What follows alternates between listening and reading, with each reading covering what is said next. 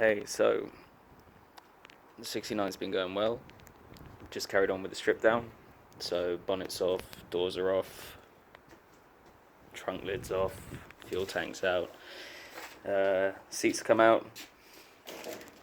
Floor pans that were screwed in there, which are over there, they've come out, revealing a nice bit of rust all in here.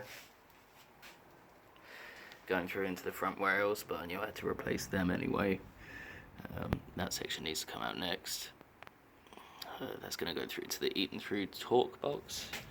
The dash has come out, and everything in the rear, trim rise, rear window came out with no trouble. The seal's good on that.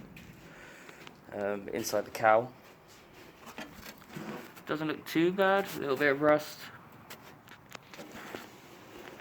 but we'll have to see how that translates into whether it's come down these sections on the inside. Got some clear impact damage just there, so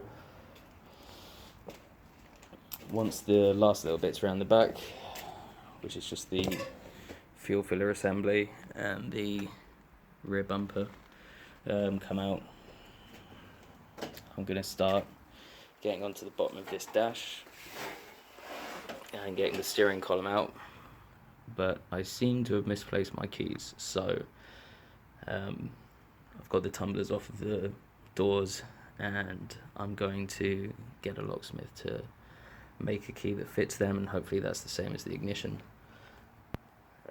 It's all looking pretty gnarly in here. Got some nice big holes down at the bottom. At the rear of the, I don't know whether this is the inside skin, but it goes into, I'm guessing this is obviously the tail end of the rocker cover. So I don't know how much of that's going to need replacing. Inner wheel well, and that's all torn up, but that's not too much trouble. In the rear, where the fuel tank sits, is all just eating away, flaking away with a patch job here that's, I think, it's just screwed in.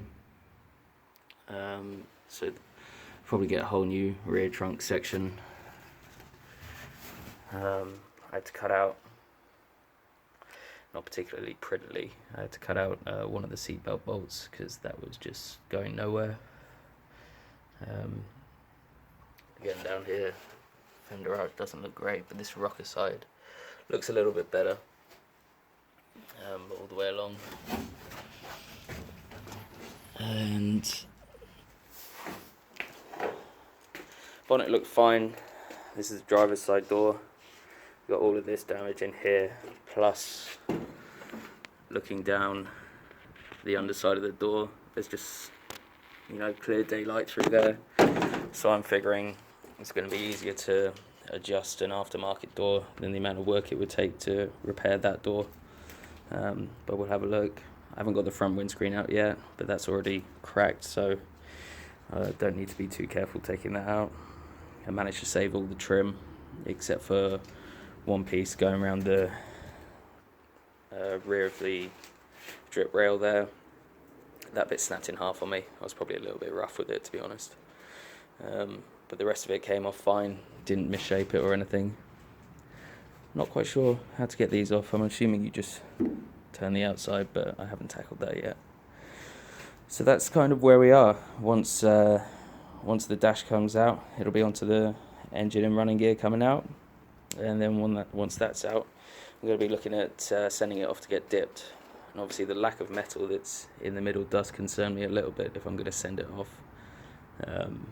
But I'm thinking I might just weld in some bracing just to hold the shape of the car, because obviously if these rocker panels are compromised and the only thing running really from front to back apart from them is the prop tunnel, then I'm worried that the car might twist or run out square, just lose its dimensions, which I don't want.